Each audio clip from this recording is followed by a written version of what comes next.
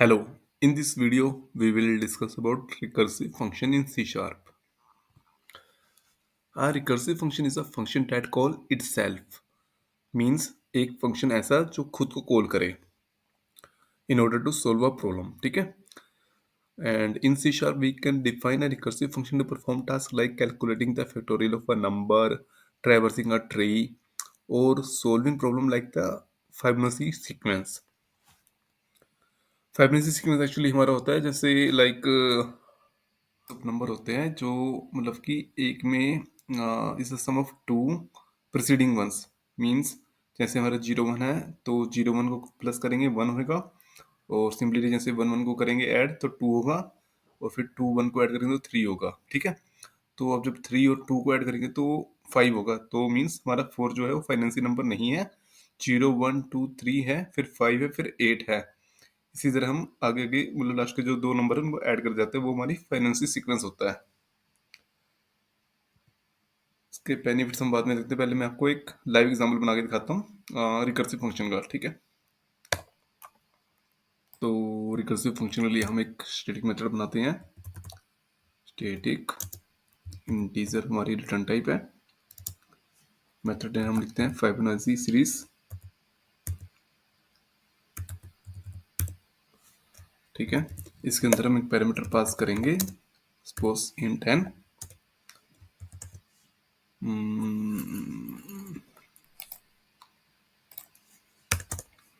ठीक है, तो हमारा चेक लगेगा जो इसको चेक करने के लिए वो कुछ इस तरह से होगा। इफ आई थिंक यही सही आ रहा है हमारा।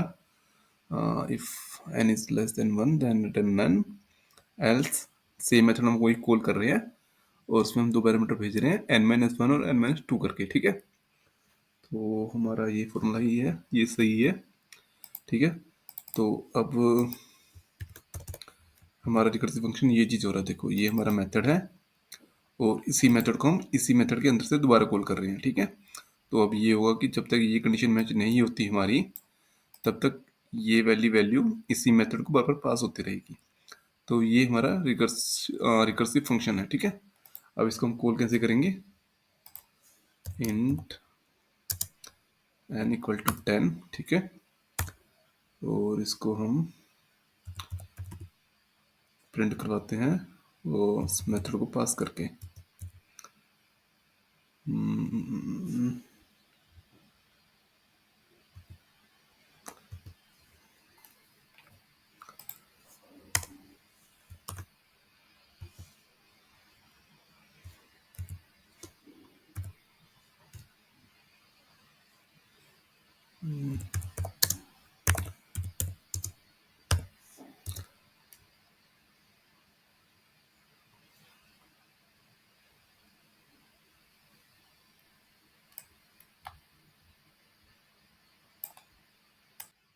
हम सिंपल इसको प्रिंट करा लेते हैं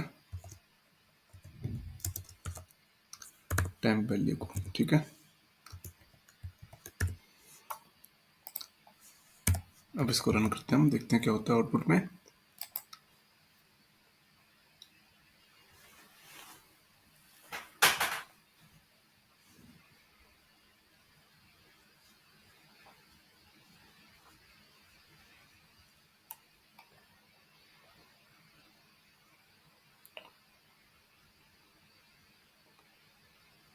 ये हमारा आउटपुट है 55 नंबर। ठीक है, तो इस तरह से एक रिकर्सिव फंक्शन हमारा कॉल करता है। हमने एक फंक्शन लिया और उसी फंक्शन को हम उसी फंक्शन के अंदर दोबारा कॉल कर रहे हैं। ठीक है, तो ये हमारा रिकर्सिव फंक्शन होता है।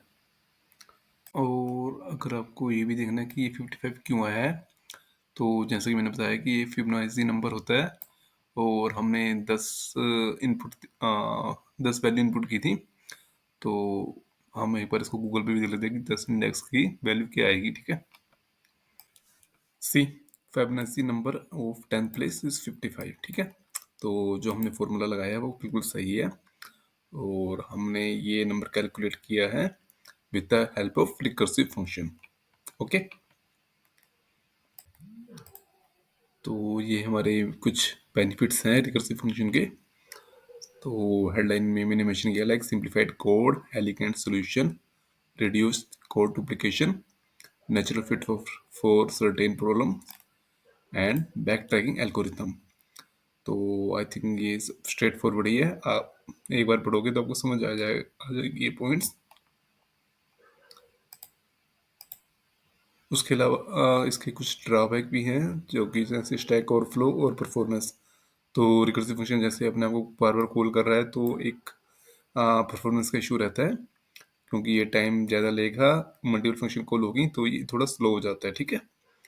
और same thing stack overflow, recursive function can lead to stack overflow if the recursion depth is too high, ठीक है। तो ये कुछ ड्रॉबैक भी हैं इसके। यूज केसेस, तो अगर हम प्रैक्टिकली देखें तो रिकर्सिव फंक्शन कहाँ यूज़ कर सकते हैं।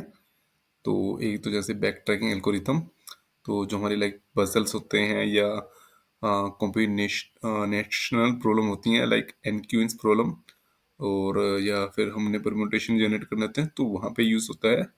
उसके अलावा जैसे ट्री ट्रैवर्सल है, तो हमें लाइक नेविगेट करना है hierarchical data structure like binary tree, file system या ऑर्गेनाइजेशन चार्ट, तो वहाँ पे हम रिकर्सिव फंक्शन का यूज़ कर सकते हैं, ठीक है।